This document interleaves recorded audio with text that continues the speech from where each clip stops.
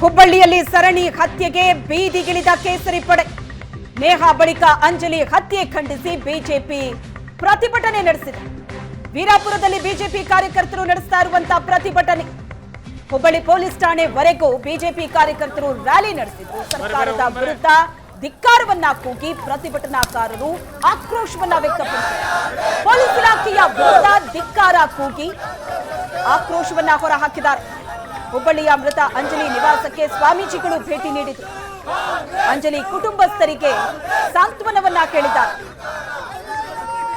ಹುಬ್ಬಳ್ಳಿಯಲ್ಲಿ ಸರಣಿ ಹತ್ಯೆಗೆ ಕೇಸರಿ ಪಡೆ ಬೀದಿಗಿಳಿದು ಆಕ್ರೋಶವನ್ನ ವ್ಯಕ್ತಪಡಿಸಿದೆ. ರಾಜ್ಯದಲ್ಲಿ ಕಾನೂನು ಸುವ್ಯವಸ್ಥೆ ಸಂಪೂರ್ಣ ಹದಗೆಟ್ಟಿದೆ ಅಂತ ಸರ್ಕಾರದ ವಿರುದ್ಧ ಪ್ರತಿಭಟನೆಯನ್ನ ನಡೆಸಿದೆ. ವೀರಾಪುರದಲ್ಲಿ ಬಿಜೆಪಿ ಕಾರ್ಯಕರ್ತರು ನಡೆಸಿದಂತಹ ಪ್ರತಿಭಟನೆಯ ದೃಶ್ಯ. ಸ್ವಾಮೀಜಿಗಳು ಅಂಜಲಿ ಕುಟುಂಬಸ್ಥರಿಗೆ ಸಾಂತ್ವನವನ್ನ ಕೇಳಿದ್ದಾರೆ. 3000 ಮಠದ ಶ್ರೀ ಗುರುಸಿದ್ದರಾಜ ಯೋಗೀಂದ್ರ ಸ್ವಾಮೀಜಿಗಳು ಭೇಟಿ ನೀಡಿದ್ರು, ಸಾಂತ್ವನ ಕೇಳಿದ್ರು. ಸ್ವಾಮೀಜಿಗಳ ಮುಂದೆ ಅಂಜಲಿ ಕುಟುಂಬಸ್ಥರು ಕಣ್ಣೀರಿಟ್ಟಿದ್ದಾರೆ.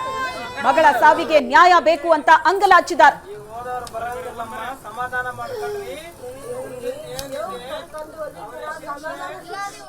ಈ ಬಗ್ಗೆ ಹೆಚ್ಚಿನ ಡೀಟೇಲ್ಸ್ ಅನ್ನ ಕೊಡ್ತಾರೆ ನಮ್ಮ ಹುಬ್ಬಳ್ಳಿ ಪ್ರತಿನಿಧಿ, ನೇರ ಸಂಪರ್ಕದಲ್ಲಿದ್ದಾರೆ ಪರಮೇಶ್ವರ್. ನೇಹಾ ಹತ್ಯೆ ಇನ್ನೂ ಕೂಡ ಆ ಘಟನೆ ಮಾಸಿಲ್ಲ. ಇಂಥ ಘಟನೆಗಳಾದಾಗ ಆ ತರ ಯೋಚನೆ ಮಾಡ್ತಾ ಇರೋರ್ಗೂ ಕೂಡ ಬಿಸಿ ಮುಟ್ಸೋ ಹಾಕಿರಬೇಕು ಆ ಆರೋಪಿಗೆ ಕೊಡುವಂತಹ ಶಿಕ್ಷೆ. ಆದ್ರೆ ಇಲ್ಲೇನಾಗಿದೆ ಅಂದ್ರೆ ಆ ತರ ಯೋಚನೆ ಮಾಡೋರ್ಗೂ ಕೂಡ ಧೈರ್ಯ ಬರ್ತಾ ಇದೆಯೇನೋ ಅಂತ ಅನ್ನಿಸ್ತಾ ಇದೆ.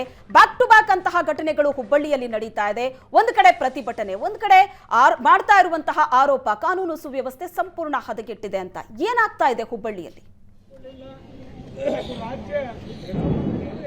ಶ್ವೇತಾ, ಏನಂತಂದ್ರೆ ನೇಹಾ ಹತ್ಯೆ ಮಾಸುವ ಮುಂಚೆ ಏನಂತಂದ್ರೆ ಕಳೆದ 20ರಿಂದ 20 ಮತ್ತೊಂದು ಅಂದ್ರೆ ನಿನ್ನೆ ಅಷ್ಟೇ ಅಂಜಲಿ ಅನ್ನೋ ಹುಡುಗಿಯ ಅಂದ್ರೆ ಅಂಜಲಿ ಅನ್ನೋ ಹುಡುಗಿಯನ್ನ ಕೊಲೆ ಮಾಡಿರುವಂಥದ್ದು ಗಿರೀಶ್ ಆರೋಪಿ. ಈಗ ಆರೋಪಿ ಕೂಡ ತಲೆಮರೆಸಿಕೊಂಡಿರುವಂಥದ್ದು. ಪ್ರಮುಖವಾಗಿ ಹುಬ್ಬಳ್ಳಿ ಧಾರವಾಡದಲ್ಲಿ ಎಲ್ಲೋ ಒಂದು ಕಡೆ ಪೊಲೀಸ್ ಇಲಾಖೆಯ ವೈಫಲ್ಯದಿಂದ ಈ ಹತ್ಯೆಗಳು ಆಗ್ತಾ ಇದ್ದ ಆರೋಪಗಳನ್ನು ಕೂಡ ಸದ್ಯ ಬಿಜೆಪಿ ಅವರು ಮಾಡ್ತಾ ಇದ್ದಾರೆ. ಈಗ ಹೊತ್ತು ಏನಂತಂದ್ರೆ ಬೆಳಗ್ಗೆ ಸ್ವಾಮೀಜಿಗಳು ಕೂಡ ಅಂಜಲಿ ಅವರ ಮನೆಗೆ ಹೋಗಿ ಅವರಿಗೆ ಸಾಂತ್ವನ ಹೇಳಿದ್ರು. ಬಳಿಕ ಏನಂತಂದ್ರೆ ಶಾಸಕ ಮಹೇಶ್ ತೆಂಗಿನಕಾಯಿ ನೇತೃತ್ವದಲ್ಲಿ ಅಂಜಲಿ ಅವರ ಮನೆಯಿಂದ ಟೌನ್ ಪೊಲೀಸ್ ಸ್ಟೇಷನ್ವರೆಗೂ ಪ್ರತಿಭಟನಾ ಮೆರವಣಿಗೆ ಬಂತು. ಜೊತೆಗೆ ದೃಶ್ಯಗಳಲ್ಲಿ ನಾವು ತೋರಿಸ್ತಿದ್ದೇವೆ, ಮಹಿಳೆಯರು ಕೂಡ ಎಲ್ಲರೂ ಪ್ರತಿಭಟನೆ ಮಾಡ್ತಾ ಇದ್ದಾರೆ.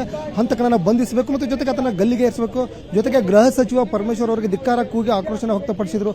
ಎಲ್ಲೋ ಒಂದ್ ಕಡೆ ಏನಂತಂದ್ರೆ ಮಹಿಳೆಯರು ಇವತ್ತು ಅಂದ್ರೆ ಬೀದಿಗಿಳಿದು ಪ್ರತಿಭಟನೆ ಮಾಡುವಂತ ವ್ಯವಸ್ಥೆ ಕೂಡ ಸದ್ಯ ನಿರ್ಮಾಣ ಆಗಿರುವಂತದ್ದು ಹುಬ್ಬಳ್ಳಿ ಧಾರವಾಡ ಅವಳಿ ನಗರದಲ್ಲಿ. ಎಲ್ಲೋ ಒಂದ್ ಕಡೆ ಪೊಲೀಸ್ ಇಲಾಖೆ ವೈಫಲ್ಯ ಇದರಲ್ಲಿ ಎದ್ದು ಕಾಣ್ತಿದೆ ಅನ್ನೋದು ನೇರವಾಗಿ ಬಿಜೆಪಿ ಅವರು ಆರೋಪವನ್ನು ಮಾಡ್ತಿದ್ದಾರೆ. ಮತ್ತು DCM ಆಗಿರ್ಬೋದು ಮತ್ತು CM ಆಗಿರ್ಬೋದು ಇವೆಲ್ಲ ಏನಂತಂದ್ರೆ ಇದು ಒಂದು ಕೊಲೆಯ ಭಾಗ್ಯವನ್ನು ಕೂಡ ಕೊಡ್ತಾ ಇದ್ದಾರೆ ಇವರು. ಅಂದ್ರೆ ಬಿಟ್ಟಿ ಭಾಗ್ಯಗಳ ಕೊಡೋದಲ್ಲದೆ ಕೊಲೆಯ ಭಾಗ್ಯವನ್ನು ಕೊಡ್ತಾ ಇದ್ದಾರೆ ಆರೋಪಗಳು ಕೂಡ ಪ್ರತಿಭಟನಾ ಮಾಡ್ತಾ ಇದ್ದಾರೆ. ನಾವು ದೃಶ್ಯಗಳಲ್ಲಿ ತೋರಿಸ್ತಾ ಇದ್ದೀವಿ. ಶಾಸಕ ಮಹೇಶ್ ತೆಂಗಿನಕಾಯಿ ಅವರು ಕೂಡ ಪ್ರತಿಭಟನೆಯಲ್ಲಿ ಕೂತ್ಕೊಂಡಿದ್ದಾರೆ. ಶ್ವೇತಾ, ನಿಜಕ್ಕೂ ಕೂಡ ಏನಂತಂದ್ರೆ ಈ ಒಂದು ಹುಬ್ಬಳ್ಳಿ ಧಾರವಾಡ ಅವಳಿ ನಗರದ ಎಲ್ಲ ಒಂದ್ ಕಡೆ ಮಹಿಳೆಯರಿಗೆ ರಕ್ಷಣೆ ಇಲ್ಲ ಅಂತ ಕೇಳಿ ಬರ್ತಾ ಇದೆ. ಮಹಿಳೆಯರಿದ್ದಾರೆ, ಅವ್ರನ್ನ ಮಾತಾಡ್ಸೋಣ. ಈಗ ನಾವು ಇಲ್ಲೇ ನಮ್ಮ ಜೊತೆಗೆ ಮಹಿಳೆಯರಿದ್ದಾರೆ, ಅವ್ರು ಮಾತಾಡ್ಸೋಣ. ಈಗ ಏನಂತಂದ್ರೆ ನೇಹಾ ಹತ್ಯೆ ಪ್ರಕರಣ ಅಂದ್ರೆ ಕೊಲೆ ಆಗಿ ಇನ್ನೂ 20 ದಿನಗಳಾಗಿಲ್ಲ, ಆದ್ರೂ ಮತ್ತೊಂದು ಕೊಲೆ ಆಯಿತು. ಒಬ್ರು ಮಹಿಳೆಯಾಗಿ ಅಂದ್ರೆ ನಿನ್ನೆ ಅಂಜಲಿ ಕೊಲೆ ಆಗಿದೆ. ಏನ್ ಹೇಳಕ್ ಇಷ್ಟ? ಹುಬ್ಬಳ್ಳಿ ಧಾರವಾಡದೊಳಗ ಮೊದ್ಲ ಛೋಟಾ ಬಾಂಬೆ ಅಂತಿದ್ರು, ನಾವು ವಾಣಿಜ್ಯ ನಗರಿ ಅಂತ ತಿಳ್ಕೊಂಡಿದ್ವಿ. ಆದ್ರೆ ಇದು ಯಾವ ತರ ಅಂತಂದ್ರ 2 ನಂಬರ್ ದಂಧೆ ಕೊಲೆ ಅತ್ಯಾಚಾರಕ್ಕೆ ಇವತ್ತು ಹೆಸರಾಗೈತಿ ಹುಬ್ಬಳ್ಳಿ ಧಾರವಾಡ. ಹೆಣ್ಮಕ್ಳ ಯಾಕಾರ ಹುಟ್ಟ್ಯಾರ ಅನ್ನೋ ಪರಿಸ್ಥಿತಿ ಇವತ್ತು ನಮಗ್ ಬರ್ತಾ ಇದೆ. ಯಾಕಂದ್ರ 1 ತಿಂಗಳ ಹಿಂದೆ ನೇಹಾ ಹಿರೇಮಠನ ಶಾಲೆ ಕ್ಯಾಂಪಸ್ ಅಲ್ಲೇ ಕೊಲೆ ಮಾಡ್ತಾರ. ಆಮೇಲೆ ಶಾಲೆ ಹೋಗುವಂತ ಯುವತಿಯನ್ನ ಅತ್ಯಾಚಾರ ಮಾಡಿ 15 ದಿನಗಳ ಹಿಂದೆ ನವನಗರ ಸ್ಟೇಷನ್ ಅಲ್ಲಿ ಕಂಪ್ಲೇಂಟ್ ಆಗಿರುತ್ತೆ. ಈಗ 15 ದಿನ ಮಾಸೋ ಮುನ್ನವೇ ಇವತ್ತು ಮನೆಗೆ ಹೋಗಿ ಒಂದು ಕೆಲಸದ ವಿಚಾರವಾಗಿ ಹೊರಗಡೆ ಕರೆದು ಒಂದು ಅಂಜಲಿ ಅನ್ನೋ ಯುವತಿಯನ್ನ ಬರ್ಬರವಾಗಿ ನಡು ಬೀದಿಯಲ್ಲೇ ಹತ್ಯೆ ಮಾಡಿ ಇವತ್ತು ಕಾನೂನು ವ್ಯವಸ್ಥೆ ಏನಾಗ್ತಾ ಇದೆ ಅಂತ ನಮಗೆ ಗೊತ್ತಾಗ್ತಾ ಇಲ್ಲ. ನಮ್ಮ ಹೆಣ್ಮಕ್ಳ ಏನ್ ಮಾಡ್ಬೇಕು ಅನ್ನೋದು ನಮಗೆ ತಿಳಿತಾ ಇಲ್ಲ ಸರ್. ಮಹಿಳೆಯರು ಭಯಭೀತರಾಗಿ ಅಡ್ಡಾಡಲಂತ ಪರಿಸ್ಥಿತಿ ಸದ್ಯ ನಿರ್ಮಾಣ ಆಗಿದೆ. ಪೊಲೀಸ್ ಇಲಾಖೆ ಕೆಲಸ ಸರಿಯಾಗಿ ಮಾಡ್ತಾ ಇದೆಯಾ ಇಲ್ವಾ? ಹೆಣ್ಮಗಳಾಗಿ ಏನ್ ಹೇಳಕ್ ಇಷ್ಟ? ಸರ್, ಮೊದ್ಲ ಹೋಗಿ ಧಮಕಿ ಹಾಕ್ಯಾನಿವ ನನಗೆ ನಿರಂಜನ್ ಹಿರೇಮಠ ಅವ್ರ ಹೆಂಗ ಕೊಲೆ ಆಗೈತಲ್ಲ ಹಂಗ ನೀನು ಕೊಲೆ ಮಾಡ್ತೇನೆ ಅಂತ ಮೊದ್ಲ ಹೋಗಿ ಧಮಕಿ ಹಾಕಿದ್ದಾನ. ಇದನ್ನ ಕೂಡ ಹೋಗಿ ಅವ್ರ ಸ್ಟೇಟ್ಮೆಂಟ್ ಕಂಪ್ಲೇಂಟ್ ಮಾಡಿದಾರೆ. ಆದ್ರೆ ಯಾವುದೇ ರೀತಿಯಾದ ಕ್ರಮ ಪೊಲೀಸ್ ಸ್ಟೇಷನ್ ಅಲ್ಲಿ ತಗೊಂಡಿಲ್ಲ. ಪೊಲೀಸರ ಏನು ವೈಫಲ್ಯ ಇಲ್ಲಿ ಎದ್ದು ಕಾಣಿಸ್ತಾ ಐತಿ. ಅವತ್ತೇನಾದ್ರು ಇವ್ರು ಆಕ್ಷನ್ ತಗೊಂಡಿದ್ರಂದ್ರ ಇವತ್ತ ಹೆಣ್ಣು ಮಗಳ ಅಮಾಯಕ ಹೆಣ್ಣು ಮಗಳ ಜೀವ ಉಳಿತಿತ್ತ.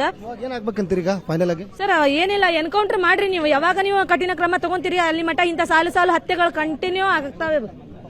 ಇಷ್ಟು ಮಹಿಳೆಯರು ಕೂಡ ಹೇಳ್ತಿದ್ರೆ ಇಂಥ ಆರೋಪಿಗಳಿಗೆ ಎನ್ಕೌಂಟರ್ ಮಾಡಬೇಕು. ಶಾಸಕ ಮಹೇಶ್ ತೆಂಗಿನಕಾಯಿ ಅವರಿದ್ರೆ ಅವ್ರನ್ನ ಮಾತಾಡ್ಸೋಣ, ಅವ್ರು ಏನ್ ಹೇಳ್ತಾರೆ ಅಂತ. ಯಾಕಂದ್ರೆ ಅವರು ಕೂಡ ಪ್ರತಿಭಟನೆಯಲ್ಲಿ ಭಾಗಿಯಾಗಿದ್ರು. ಸರ್, ಇಂಥ ಘಟನೆಗಳು ಪದೇ ಆಗ್ತಾ ಇದಾವೆ. ಎಲ್ಲೋ ಒಂದ್ ಕಡೆ ಪೊಲೀಸ್ ಇಲಾಖೆ ವೈಫಲ್ಯ ಕಾರಣ ಏನು? ನೋಡಿ, ಇವತ್ತು ರಾಜ್ಯದಲ್ಲಿ ಕಾನೂನು ಸಂಪೂರ್ಣ ವ್ಯವಸ್ಥೆ ಕುಸಿದು ಹೋಗಿರ್ತಕ್ಕಂಥದ್ದು ನಾವು ನೋಡಿದ್ದೇವೆ. ಕಳೆದ 1 ತಿಂಗಳ ಅವಧಿಯಲ್ಲಿ ಹುಬ್ಳಿಯಲ್ಲಿ 2ನೇ ಮರ್ಡರ್ ಆಗಿರ್ತಕ್ಕಂಥ ಇದು 2ನೇ ಮರ್ಡರ್ ಆಫೀಸಿಯಲ್ಲಿ ಮಹಿಳೆಯದಾಗಿರ್ತಕ್ಕಂಥ ಕಾರಣಕ್ಕಾಗಿದೆ. ಇದ್ರ ಬಿಟ್ಟು ಎಷ್ಟು ಮಾಡ್ರಾಗ್ಯಾವ ಅಂತ ಇಲಾಖೆಯವರು ಕೊಡಬೇಕು, ಸ್ಪಷ್ಟತೆಯನ್ನು ಕೊಡಬೇಕಾಗತ್ತೆ. ಇವತ್ತು ನೇಹ ಹತ್ಯೆ ಆದಾಗ ಕೂಡ ಇನ್ನಾದರೂ ಸರ್ಕಾರ ಎಚ್ಚೆತ್ತುಕೊಳ್ಳಬೇಕಾಯಿತು, ಗೃಹ ಇಲಾಖೆ ಎಚ್ಚೆತ್ತುಕೊಂಡು ಕಾನೂನಿನ ಕ್ರಮವನ್ನು ಕಠಿಣವಾಗಿ ಬಿಗಿ ಮಾಡಿದ್ರಂದ್ರೆ ಈ ಸಮಸ್ಯೆ ಬರ್ತಿದ್ದಿಲ್ಲ. ಆದರೆ ಇವತ್ತು ಏನಾಗಿದೆ, ಈ ರೀತಿಯಾದಂಥ ಸರ್ಕಾರದವರ ಯಾರೋ ಮುಖ್ಯಮಂತ್ರಿಗಳಾಗಲಿ ಗೃಹ ಸಚಿವರು ಹೇಳಿಕೆಗಳನ್ನು ಕೊಡ್ತಾರ. ಅದೇ